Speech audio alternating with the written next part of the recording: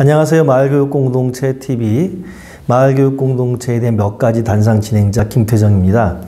국어사전에 따르면 단상은 생각나는 대로의 단편적인 생각을 의미합니다. 이 코너는 말 그대로 마을교육공동체에 대한 길지 않은 짧은 생각과 이야기를 나누고자 만들었습니다. 마을교육공동체의 운영 원리는 민관학과와 넘습니다. 이는 기획, 집행, 평가의 전 과정에 민관학이 협력하는 것이고 핵심은 시민의 참여입니다. 그런데 어떤 분들은 민관학 거버넌스는 작동하기 어렵다고 합니다. 민관학이 아니라 민관관이라는 것이죠. 이 말은 학을 관으로 보자는 것입니다. 여러분은 어떻게 생각하시나요? 관은 학인가요? 오늘 주제는 학교는 관인가? 라는 질문입니다. 여러분 잘 알듯이 관청은 관 이렇게 부르죠. 이 말은 다시 말하면 관은 관청의 줄임말입니다. 그러면 학은 관청 중에 하나인가요? 학을 관으로 간주해야 한다고 주장하시는 분들의 이야기를 이해 못할 바는 아닙니다. 우리 사회가 민주화되었다곤 하지만 사실 교문 앞에서 민주주의가 멈춘다는 말이 있습니다. 그만큼 아직도 학교는 권위주의적인 문화, 위계 질서적인 문화를 가지고 있고 특히 막강한 거의 제왕적인 권력을 갖는 교장이라는 이미지로부터 벗어나고 있지 못한 것도 사실입니다.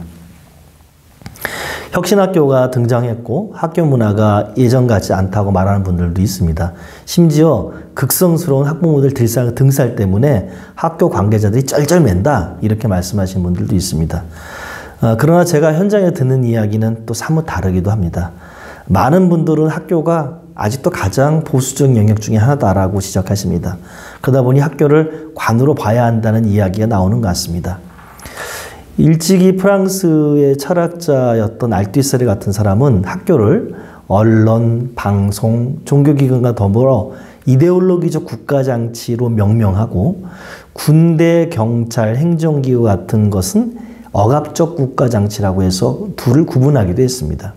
한마디로 학교를 통해서 지배자들의 이데올로기가 주입되거나 학교를 통해서 노동자 계급의 재생산이 이루어진다는 주장이죠. 이런 관점에서 학교를 국가장치 중에 하나, 즉 관청기구 중에 하나로 볼 수도 있을 것 같습니다. 그런데 저는 생각이 좀 다릅니다. 우선 학교를 구성하는 것은 교장과 같은 관리자들로만 이루어지는 않습니다. 또 공무원인 교사들로만 학교가 작동하지는 않죠. 교사 외에도 수많은 노동자들이 함께 일하는 공간이 학교입니다.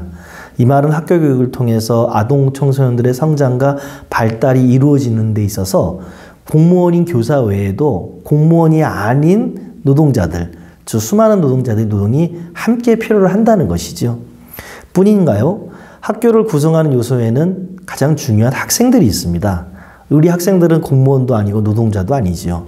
물론 후기 중등교육을 받는 학생들을 학습노동을 하는 예비노동자로 보는 입장도 있습니다. 그러나 현재 그 학생들을 이데올로기 국가장치의 말단으로 본다거나 노동자로 보기엔 또 어려움이 있습니다. 뿐만 아니라 우리가 고려할 것은 학교 운영에는 학부모들이나 지역사회 사람들도 참여한다는 사실입니다. 학원위에는 물론이고 학부모회도 현재 법제화되고 있고요. 학부모들은 더 이상 동원의 대상이 아니라 교육의 주체로 참여하고 있습니다. 이 학부모들도 국가장치의 구성원으로만 부를 수는 없겠지요. 다음 학교를 이데올로기적 국가장치라고 본다고 하더라도 이 안에는 지배자들의 이해가 일방적으로 작동하거나 관통하지는 않는다는 것입니다. 알투이세르는 이데올로기적 국가장치에 대한 글을 쓴 후에 나중에 1976년에 이데올로기적 국가장치에 대한 노트라는 글을 또 씁니다. 이 원고에는 다음과 같은 주장이 있습니다. 한번 읽어보겠습니다. 그러나 지배 이데올로기의 재생산이란 단순한 반복도 단순 재생산도 아니고 또한 그 기능에 의해 단번에 정의되는 주어진 제도들의 자동적이고 기계적인 확대 재생도 아니다. 오히려 그것은 기존의 이질적이고 모순적인 이데올로기 요소들, 예전의 형태들과 새로운 영향들에 대항하는 계급투쟁을 통해 또 그런 계급투쟁 속에서 성취되는 통일성의 테두리 안에서 통일하고 쇄신하기 위한 투쟁이다. 지배 이데올로기의 재생산을 위한 투쟁은 언제나 계급투쟁에 종속한 채 끊임없이 재개될 수밖에 없는 항상 미완성의 투쟁이다. 라고 말했습니다. 알투세르의 이야기에 동의를 하시지 않지던 저는 이 말의 의미는 의미심장해 보입니다. 그것은 만일 학교가 이데올로기 국가장치라고 하더라도 그 안과 밖에서 지배하려는 사람과 지배로부터 벗어나가고자 하는 사람들 간의 쟁투가 일어날 수밖에 없다라는 것을 의미합니다. 교사들이 노동조합을 결성한다거나 교육노동운동을 한다거나 혹은 학부모들이 학부모 단체를 만들어서 교육정책에 대해서 개입하고 발언하고 실천하는 것, 청소년들이 인권을 주장하고 행동하는 것이 바로 그 생생한 예가 아닐까요? 때문에 교사나 교육노동자나 학부모나 학생들로 이런 다양한 사람들로 구성된 학교를 관으로만 규정하기에는 제가 보기에는 타당해 보이지 않습니다.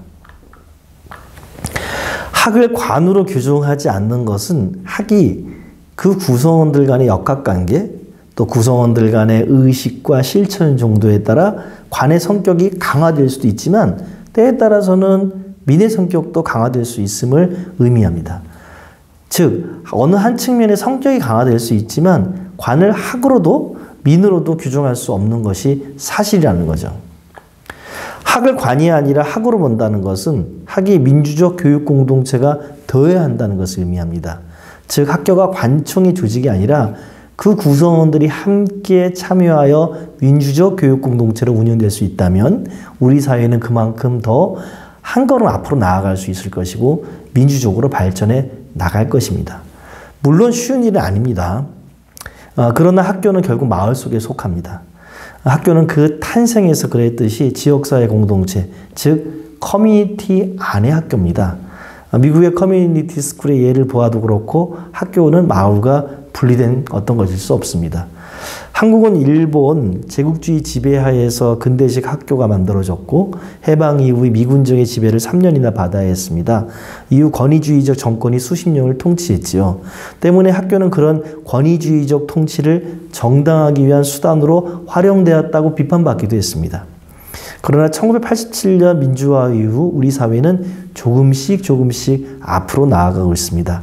학교 또한 마찬가지입니다. 학교는 고정불변한 그 무엇이 아닙니다. 제가 학을 관으로 보기 어렵다고 주장한 이유가 바로 여기에 있습니다. 오늘은 마을교육 공동체에 대한 몇 가지 단상, 그 주제는 학교는 관인가였습니다.